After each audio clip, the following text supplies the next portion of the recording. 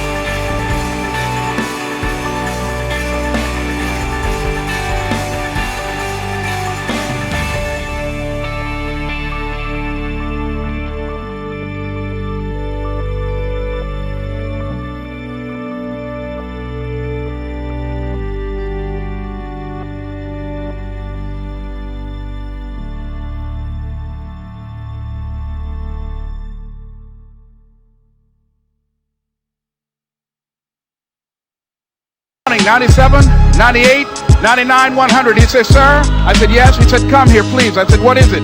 He said, today is my birthday. And every year, just to thank God for another year of life, the 100th person who passes my shoe shine stand, I offer them a free shoe shine. Would you give me the honors? I said, why, sure. I got up on the shoe shine stand, George, and I sat there and he shined my shoes diligently. And when I got down, I looked at them, they were sparkling. And I was walking away and I said, thank you. And I stopped, I said, excuse me, but how much do you usually charge? He said, only $2. I said, I tell you what, today is your birthday. Here's 5, keep the change. He said, thank you. As I was walking away, looking in the opposite direction at other people coming, he started counting again. 97, 98, 99, 100.